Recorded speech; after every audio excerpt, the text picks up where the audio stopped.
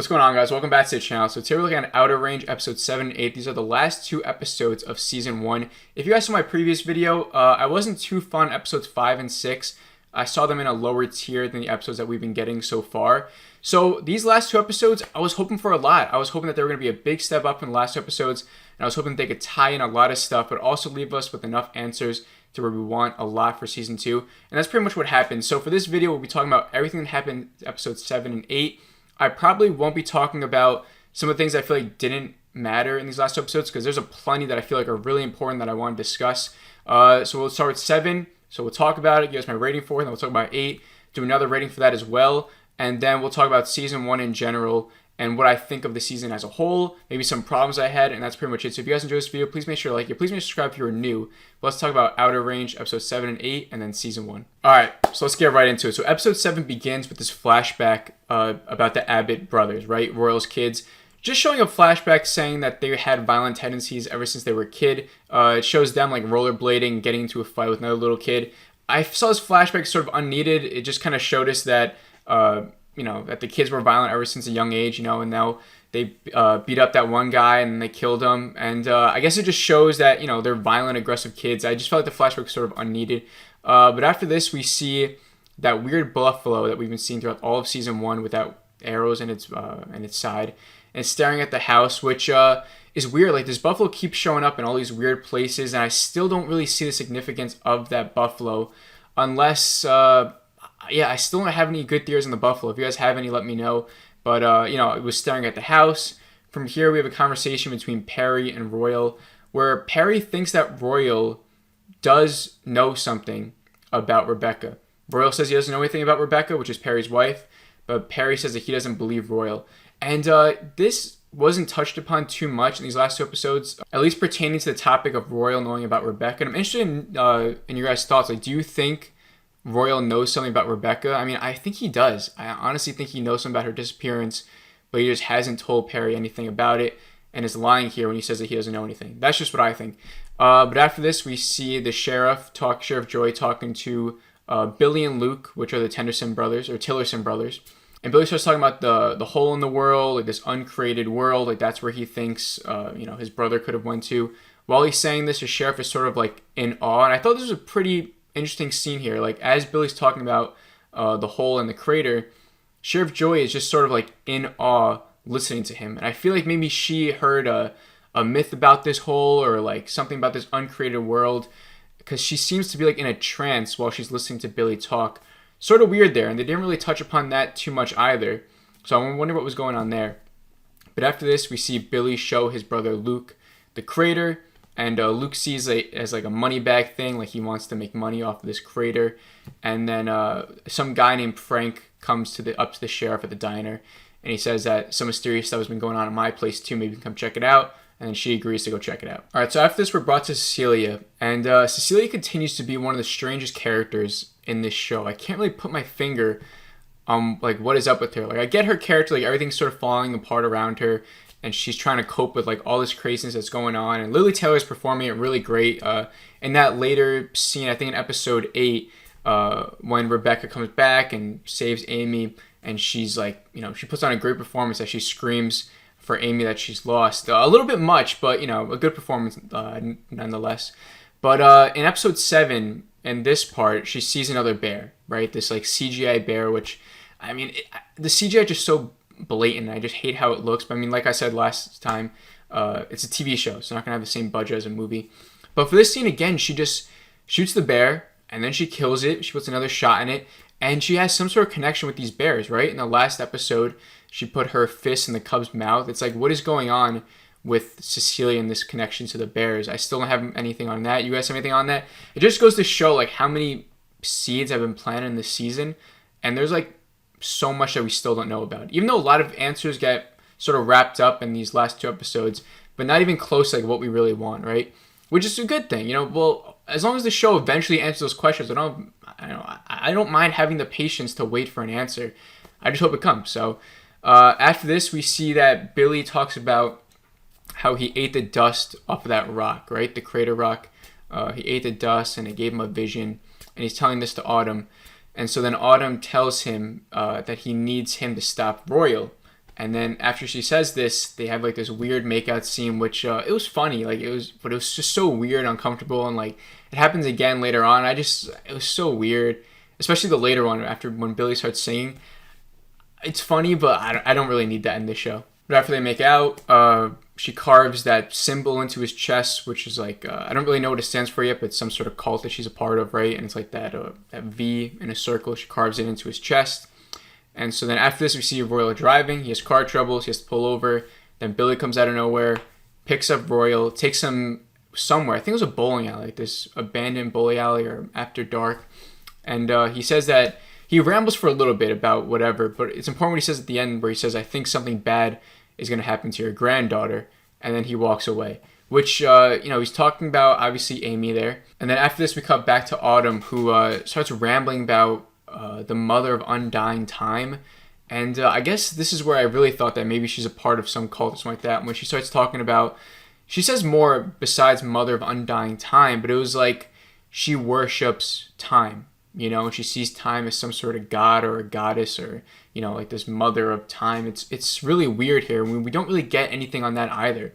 That whole cult thing, everything that Autumn believes in, we don't really even touch that in this show. So, it's pretty interesting. But then towards the end here, we see Luke. I think it was Luke that tried to kill his father, right? Or was it Billy? I get the Tillerson brothers mixed up sometimes. But one of them was trying to kill their father with a pillow. They were trying to suffocate him, but one of the other brothers stopped him. And then we see, while this is going on, Sheriff Joy goes to that guy's, Frank's place, and he sees that same symbol that Autumn carved in Billy's chest and that she carved on her own chest on one of the rocks. That's another weird thing. What's up with that symbol? Like, what's the significance of that symbol? Why is Autumn a part of this cult? Why is she worshiping time? And why is that time symbol, which is probably what it means now, on different areas of this land? We saw it on a rock, we saw it on the mountain, somewhere else. So it's just, we can't make really any good theories up about it. But after this is where Perry shows his father Royal the crater. And now this is where Royal reveals something huge that I absolutely love this twist. But we see that he has a flashback, and we see the flashback, and he's explaining about why he left his family so long ago, right? And we see the flashback, and it turns out that he shot his father accidentally. And then he tried bringing his father back, but he couldn't do it, and that's why he ran away from home. But when he ran away from home, he fell into that crater, right? And then when he came back out of the crater, he was in a different time period, because he says that when he was a kid and when he shot his father, the year was 1886, and when he came out of the crater, it was 1968. So how many years is that? That's 1886 to 1968. Is that like 242 off the top of my head? Maybe that's that long ago. That's the time. What's the word I'm thinking of? That's the space of time that was filled in between from when he jumped to the crater and when he jumped right back out. So, that's crazy. So this dude, Royal, is from 1886. And he just showed up as a little kid and the Abbotts took him over. And that's been his life so far. And but what's also cool is that when he comes out of the crater, another little boy is there. And that must be the Tillerson father, right? Because we've seen flashbacks of him. And I think he's got that images, right? The flashes of like a boy in black goo. And I think someone coming out of the crater. So, who he saw was Royal coming back out from 1886. And then, but then after this, Perry jumps into the crater. And that's how the episode ends. And the crater, I guess, but we'll find out in the next episode that the crater ends up like disappearing for a little bit. And so then we don't know where Perry is. But so my rating for this episode 7 was a 4 out of 5. I think it was definitely one of the best episodes that we've gotten so far. Huge step up from episodes 5 and 6. I really enjoyed it and got me super excited for the finale. So let's talk about episode 8 now. All right, so for episode 8, there's actually not too much to talk about. I think episode 7 had a little bit more to talk about than episode 8. But the episode begins with the Sheriff Joy. She's at Frank's ranch or land, right? And she sees a stampede of buffalo, just roaming or stampeding around or whatever, right? From there, we see that one of the brothers, again, I forgot which Tillerson brother it was, either Billy or Luke, but he's trying to put rock dust in his father's mouth, which I guess this is Billy. That makes more sense, right? And so the other brother stops him, or no, the other brother doesn't stop him there. He puts the dust in his father's mouth, and that's it, though. After this, I think this is where we get the scene where Luke tells Billy that he sees money with the crater and they can make a bunch of money off of it. And then after this, we go to Autumn. She's trying to take out a transfer of money. And then Billy comes and they have another weird makeout scene. This is the one where he sings. And again, really weird. But after this, we go back to, what's his name? The Abbott's son. I think it was Rhett. Is it Rhett Abbott? And he's the bull riding one, right? So we go to his bull ride. Royal shows up. He's trying to tell his son about the crater. He's trying to tell him about everything. He says, I need you to take care of something on the ranch.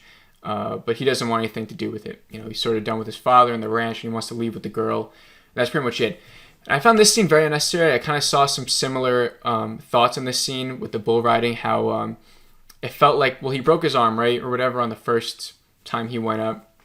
And everyone kept saying, like, yo, you're going to die if you do it again or whatever. And he does it again, and like the episode really made it seem like they were going to kill him off, or it was going to lead at least to something.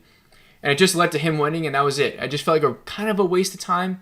If you look really into it, I'm sure you could find a reason behind it, like a symbolism of like him overcoming something, you know. But I just feel like it was kind of a waste of time, especially after all the craziness that's been going on.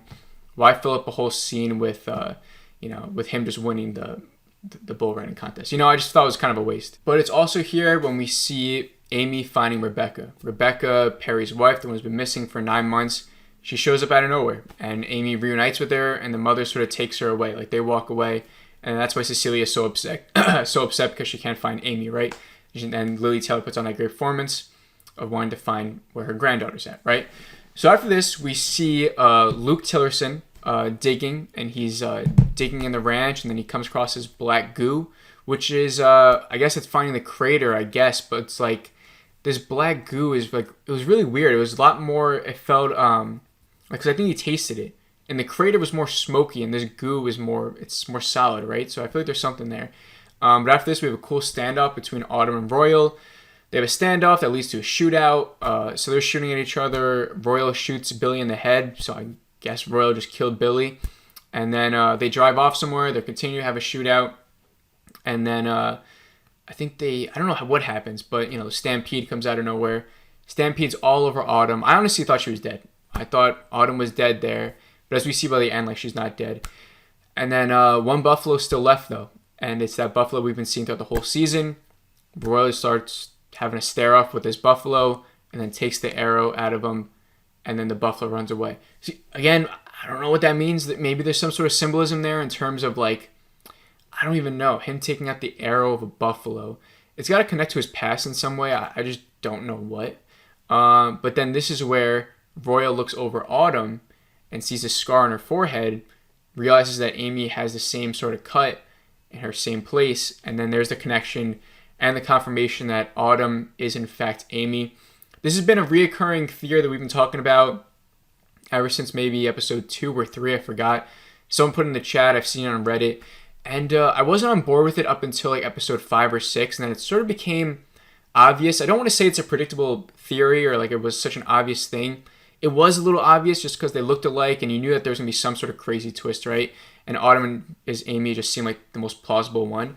But I still liked it. It still caught me off guard. I still got excited when, you know, Royal sort of connects the dots. It's a great theory. I loved it. I'm happy to see that it's confirmed. So whoever thought of it, that's awesome. It was a great theory. So, and then at the very end, Royal goes back home. He sees Cecilia. Cecilia is, distraught over Amy.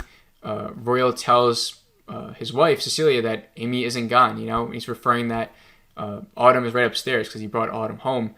And then the season ends in this weird thing where we see the pot lid moving, it starts to shake, and then Royal looks at it, and then that's it. It cuts to black, and that's the end of the season. So, what's the significance of that pot lid moving? Is something coming or something awakening? What's going on? A lot of questions. So my rating for that last episode is a 4.1 out of 5. But now let's talk about season 1 in general, my thoughts on it. And so this is my journey with this show because it's a little bumpy. The first 2 episodes, loved it. I thought it was so great. I was telling a bunch of people, yo, you got to watch Outer Range. You got to watch Outer Range. The 2 episodes, the endings are mind-blowing. And I still think those 2 episodes might still be the best group of 2 episodes that we've gotten throughout the whole show. Even these 7 and 8, I think 1 and 2 were a little bit better because it was just so, mysterious, and I didn't even know what I was getting myself into. And then all of a sudden, it's like these crazy stuff. Like, how does it all connect?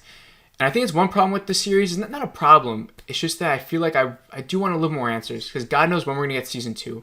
A year from now, 2 years from now, you know. It's just like we only answered like a couple of things. Autumn being Amy. We see Rebecca coming back. That was cool. Perry's now, you know, in the crater. The Royal being from 1880, 68, whatever it was. That was so sick. I love that. A lot of cool reveals. And there's still so much to discover and find out and to explore in season 2. So, I mean, not having enough answers is actually not that big of a deal. Just as long as, like I said, just as long as we get some answers at some point. And I love to see season 2 explore more of like that time jump between 1868 to 1960. Like, that's so crazy. Like, I can't wait to hear more about that. So yeah, the first 2 episodes I loved. 3 and 4 I think I loved as well. I think those were great episodes. But then 5 and 6 I did feel like a dip. I was just really underwhelmed by those 2 episodes. I didn't really enjoy them. I thought they were boring. I feel like we were steering from the main plot of the sheriff trying to investigate and the crater. Like, I just feel like it was just a little bit too much. But then 7 and 8 got us right back on track, like right from where we left off in 3 and 4, 1 and 2. Like, I felt that same way about 7 and 8 as I did with those first 4 episodes. And so in Autumn's a weird character for me. I thought she was annoying at times, but I know it's because she was off the medication or whatever. And I like that she's like a part of this cult, but I did like her character more in the first couple episodes. Like, before she goes crazy, when she's like just that silent, sort of like, we don't like mysterious character that has a bunch of money, we don't know how. I like that mysterious character a little bit more. Now she's mysterious, but also just like batshit nuts. So fine, you know, cool or whatever. Cecilia, like, there's still like so much surrounding her that I just don't know. Like the bear stuff, like what's going on there. And then the Abbott brothers, like Perry's a good character. I think how he interacts with Amy and Royal, and he has a thing with Rebecca, which I wish we got a little bit more, maybe flashbacks between him and Rebecca, just to build up their relationship a little bit more. Because I feel like I don't really care about their relationship as much as I should. But he's a good character. His brother, Rhett, I don't really care about. I cared about him for a couple episodes right after the murder when he was helping. I thought that was cool. But like his love relationship with the girl, I could care less for. The bull riding stuff, like I don't care if he wants to be a bull rider or not. So yeah, I mean, Josh Brolin, he did good. You know, I wouldn't call it a standout performance, but it was definitely impressive at times. He plays like that silent cowboy role to a T. And I mean, the show is just really crazy. And I think, I said this last video, I think you do have to look at the show like a Twin Peaks type of thing. You know, like if I was to recommend this show and they're like, yo, what's Outer Range about? I'd say, you know, there's just this giant crater in the hole, and it's pretty mysterious. And these people are just trying to figure out what is happening there, and there's some other crazy shit happening. Because you don't want to spoil it for them. You're not going to say that this crater is about time and that Royals from 1868. Like, that'll hook them, but you're going to spoil the whole show for them, right? So it's like, if you got to recommend this show to someone, you just got to be like, hey, it's a fucking mind-bending, chaotic show, or at least season 1. So my rating for season 1 is a 4 out of 5. I'm giving it a solid 4 out of 5. Like I says, I think the best way to describe it is just a chaotic first season that does leave me wanting to like keep watching it. Like, I want to know all these answers. I want to know how it all connects. I want to know about the Buffalo. I want to learn more about Sheriff Joy. I want to know about Royal and his flashbacks, and Autumn and Amy and Rebecca. Like, this season just, like, it gave us enough, though. It's not like it just, like, showed us all this crazy stuff and then there's not any payoff. Like, there was payoff here. Like, everything I just said about Royal's flashbacks, Autumn being Amy, like, that's payoff. Like, I enjoyed that. And, but there's still so much that we don't know. Not even have an inkling, though. Like, I don't even see, like, that many theories, like, on Reddit or anything. Like, the only good one was the Autumn being Amy. Like, everything else is, like, is there really that much evidence to back it up? Like, it's just, I don't know. It's just so crazy. But that's pretty much it for my thoughts on season 1. I thought it was great. I had a lot of fun covering it. Thank you all for watching. Definitely, you know, a big hit on my channel. I enjoyed watching. You know, I'm a small-time creator. I don't do this full-time or anything like that. I just watch shows, and I, you know, want to come on and talk to someone about it after, you know, talk to you guys or whoever. Just put out my thoughts in there because I thought I had some thoughts on shows. And, you know, just turn into me covering the shows I want to cover. And, you guys commenting and me seeing theories and going back and forth, you guys, and bouncing off ideas. I love it. I have so much fun doing it. So thank you guys for watching. Thank you all who've commented and watched throughout. If you watched all 8 episodes or if you've watched all 8 videos with me and whatever, thank you so much. I appreciate it. And that's pretty much it. So until season 2, anyone who wants to stick around and join me for the next show, we're trying to find a couple of things. I've been trying to catch up with so many shows. I gotta finish Ozark. I gotta finish Better Call Saul. I still gotta watch the Halo show. There's so much I'm trying to catch up on. But if something new comes out that I think is cool, I'll put a video on it, so check it out. But if anyone's leaving until season 2, I'll see you all in season 2. Thank you guys for watching. Please make sure you like this video, guys. I'm enjoying it. Please subscribe if you're new. But I will see you all in the next video. Have a great rest of the day.